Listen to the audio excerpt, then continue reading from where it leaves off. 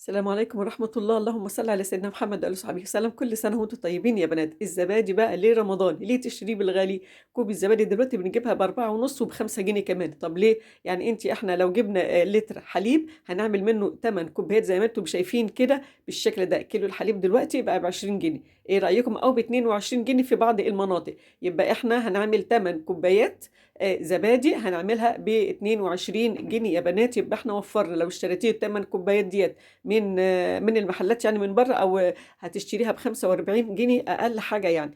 تعالوا بقى نشوف الطريقة سهلة جدًا ما فيهاش أي مشكلة ولا افتكاسات. أنا عندي لتر حليب مش مغلي يا بنات، ده لتر حليب أنتِ جايباه ما غليتوش قبل كده، بعد كده هنحطه بقى على اللي هي ال ال على النار بتاعتنا لغاية ما يغلي، ده أول غلوة ليه يا بنات، تمام؟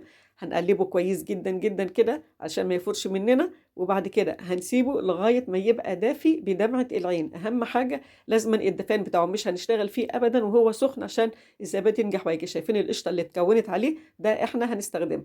أنا دلوقتي باجرّب يعني بقى دافي بدمعة العين كده بتتحمليها على إيديكِ، كده يبقى درجة الحرارة مضبوطة، يعني خلّي بالِك بس من الطريقة والتريكات البسيطة ديّة عشان ينجح وياكِ.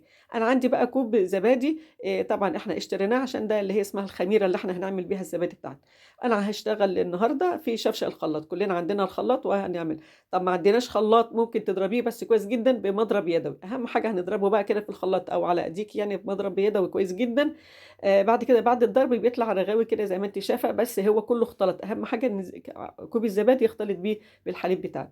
أنا طبعًا عملته هنا في الكوبايات أهيّة، وحطيت هنا مصفاية الشاي الصغيرة ديّة بس عشان إيه ما تنزلش الرغاوي فيه ويعمل لنا وِش مش كويس ويكوّن مَيّة على وش كوب الزبادي، تمام، صفيته بقى كده أهوّة كلّه، بسيطة خالص ما فيهاش أي مشكلة. صينية بقى لا هنقول إيه، لا هنحط مَيّة مغلية ولا الكلام ده كلّه، مش هنتعب نفسنا خالص، حطيناهم أهوّة في الصينية عادية صينية خالص زي ما أنتم شايفين كده، عندنا كوبايات أهيّة حطيناها رصيناها تمام، وبعد كده هنحطها في فرن سخن يا بنات، فرن سخن يعني مش سخن بقى يعني كده يعني يبقى دافي، تمام، هندفّي الفرن بتاعنا البوتاجاز وهنطفيه وهنحط الزبادي فيه دي من بالليل لغاية تاني يوم الصبح.